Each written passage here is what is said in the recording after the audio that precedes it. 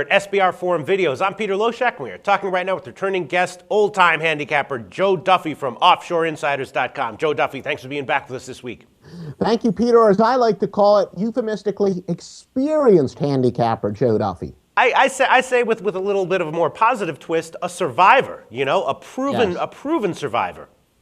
A proven survivor, and like I said, this isn't something that I do on the side. I know there are people out there that they pump gas for their main income, and they do a website on the side, but this is something that since I graduated college way back in 1988, I've been doing full-time just betting and handicapping in addition to being a score phone announcer, and even before that's when I worked for Dial Sports during my summer and my Christmas break. So I've been doing this a long time. Very, very impressive, Joe Duffy. We were all very impressed. And we love your insights into all these games. All right, now this one's interesting. You chose the Buccaneers and Falcons. Now, there's no line out yet. And normally when there's these games, with NFL games with no lines, I have to beg people to cover them because it's so hard to talk about because there's, the reason they don't have lines is because there's all these unknown factors and then the line's not out. But you chose this game to discuss. And, the Falcons, of course, again, this game means nothing to them. We already talked about the Texans and Colts game, how the Colts were locked into the 5 seed. The Falcons are locked into the number 1 seed. The Bucs, they lost by 1 point to the Falcons at home earlier in the year. The Falcons say they're playing this game to win.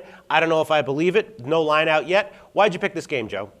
Well, it should start at about 7, but obviously go up or down depending on how much Atlanta is going to play their players. The reason was I had in my checkmark column, even before the lines come out and the notes, that Tampa was without question the biggest mirage in sports. They got off to that great start, but the real Tampa Bay has stood up in the past several weeks. First of all, they have a guy, Greg Schiano, who is a decent college coach. I was surprised by their start. And then Josh Freeman is a quarterback that this guy flat out melts when the pressure is on him. Once he starts struggling, it gets in his head. And you've seen it in the past, maybe with some of his body English on the sidelines. When his confidence is destroyed, he just goes downhill quite quickly. And I've used terms like predictably unpredictable with certain quarterbacks where Matt Stafford, Jay Cutler, my all-time favorite perhaps was Jeff George. But in the case of Josh Freeman, he's not predictably unpredictable. And by predictably unpredictable, those who haven't seen our previous videos, I mean that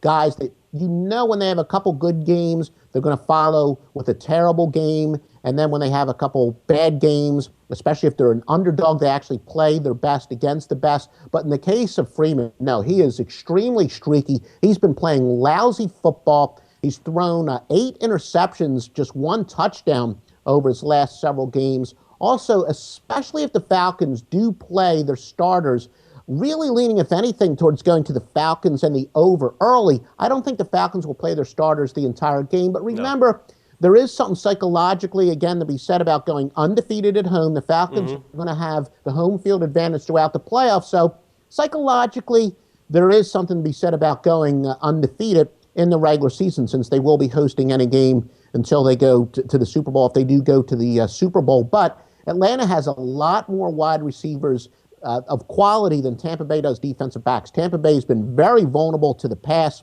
They've been absolutely terrible as of late. Of course, they lost to New Orleans by 41. They lost at home to St. Louis by 15. They're one of the few teams that's actually lost to Philadelphia this year. So they're a team that is fading quickly, no confidence at all. And keep in mind that when the Falcons, even if they do go to their backups, emotion, short-term emotion can override talent. So their backups know this is their chance to prove themselves, maybe even get some time in the playoffs. So I can see where even when the Falcons do go to their backups, they'll probably treat it more like a preseason game where the starters might play a quarter and then another snap, maybe a half at the absolute most. But when the backups come in, they know this is going to be their big chance. So I like the idea of fading Tampa Bay. This is more of a pick against Tampa Bay than it is for Atlanta. Of course, before I do finalize my premium picks, I will continue to check my sources. And I did check before I went on here the sources that I have as far as the Falcons playing time. And no, I don't claim to have any inside information when I'm talking about sources. I'm talking about I know where the good beat writers are on the internet. The NFL.com own website is great for news and notes. Yeah, and no, absolutely. There really has not been a strong indication who Atlanta is going to play and for how long. Now, that before, as I said, before I finalize my bet, I'm going to double check that. But going against Tampa seems to be an obvious bet. Yeah, maybe just like martingale the Falcons on both halves. Bet them on the first half, and if they don't cover that, maybe bet them on the second half.